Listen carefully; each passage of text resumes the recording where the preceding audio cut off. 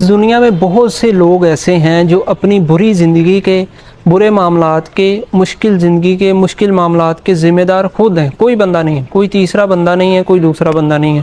اس کی وجہ یہ ہے کہ مثال کے طور پر کہ ایک بندہ ہے جس کی آمدنی ہے، جس کی جو تنخواہ ہے اس کی 30,000 ہے، لیکن اس کے خرچے 40,000 کے ہیں، 45,000 کے ہیں، ٹھیک ہے نا۔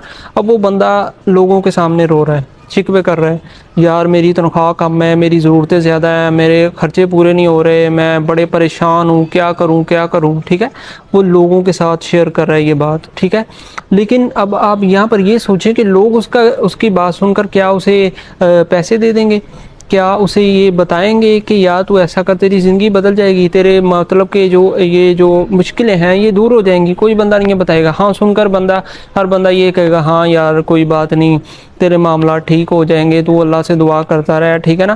دیکھیں اللہ نے واضح طور پر اس قرآن میں اس بات کو بیان کیا ہے کہ جو قوم اپنی حالت خود نہیں بدلنا چاہتی، میں اس قوم کی حالت نہیں بدلتا، ٹھیک ہے نا۔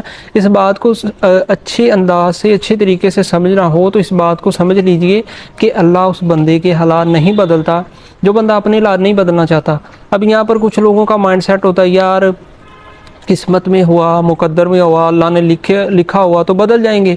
اگر اللہ نے اس بات پر ہی رہنا ہوتا کہ یار میں نے جس بندے کے قسمت میں حالات بدلنے لکھ دیے ہیں، میں نے اس کے بدل دینے ہیں، جس کے نہیں لکھے اس کے نہیں بدلنے، تو پھر اللہ نے اس بات کو قرآن میں کیوں بیان کیا کہ جو قوم اپنی حالت خود، یعنی کہ اگر خود نہیں چاہے گی تو نہیں بدلوں گا، اگر خود چاہے گی تو میں بدل دوں گا، ٹھیک ہے نا۔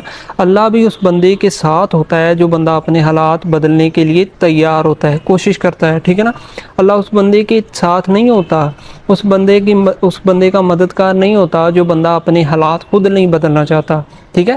آپ اپنے حالاتوں کو تب ہی بدل سکتے ہیں جب آپ خود آپ کو چینج کریں گے، اپنے حالاتوں کو بدلنے کی کوشش کریں گے، تو ہی آپ کے حالات بدلیں گے۔